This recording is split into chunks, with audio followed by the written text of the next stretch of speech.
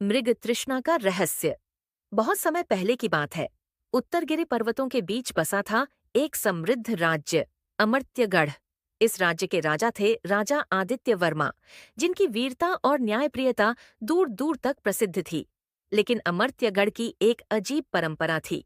हर तीसरे पूर्णिमा पर महल के एक रहस्यमय कक्ष से सुनहरी घंटियों की आवाज आती थी, और अगले ही दिन राज्य के खजाने से एक अमूल्य रत्न गायब हो जाता था।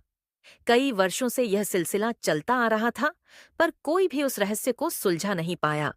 राजा आदित्य वर्मा ने प्रण लिया कि इस बार वे स्वयं इस रहस्य से पर्दा उठाएंगे।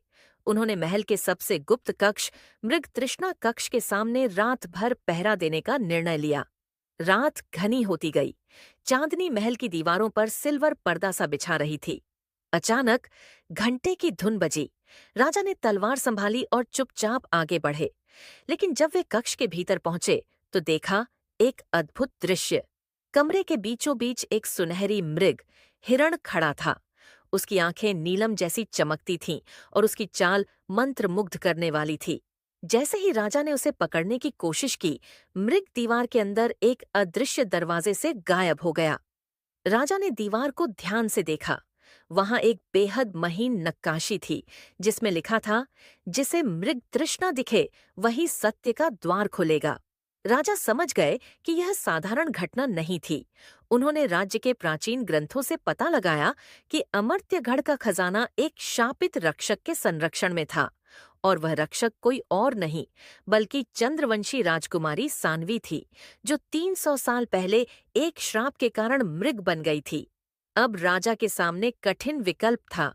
क्या वह खजाने को वापस पाने के लिए उस आत्मा को मुक्त करे, या शाप को तोड़ने के प्रयास में खुद को खतरे में डालें? राजा आदित्य वर्मा ने निर्णय लिया कि वे राजकुमारी को मुक्ति दिलाएंगे।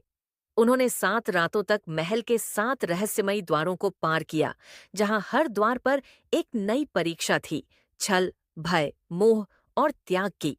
अंतिम द्वार पर उन्हें स्वयं अपने सबसे बड़े भय, अपने सिंहासन के खो जाने का सामना करना पड़ा। उन्होंने निस्वार्थ होकर अपना सिंहासन छोड़ने की घोषणा की। तभी चमत्कार हुआ। सुनहरी मृग फिर प्रकट हुआ, और इस बार उसकी आंखों में आंसू थे। धीरे धीरे मृग का रूप बदलने लगा, और सामने खड़ी थी राजकुमारी सान्वी, असली मानवी रूप में। खजाना भी वापस मिल गया, लेकिन राजा ने उसमें से एक भी रत्न नहीं लिया। उन्होंने उसे राज्य के कल्याण के लिए समर्पित कर दिया। राजकुमारी सान्वी और राजा आदित्य वर्मा का विवाह हुआ, और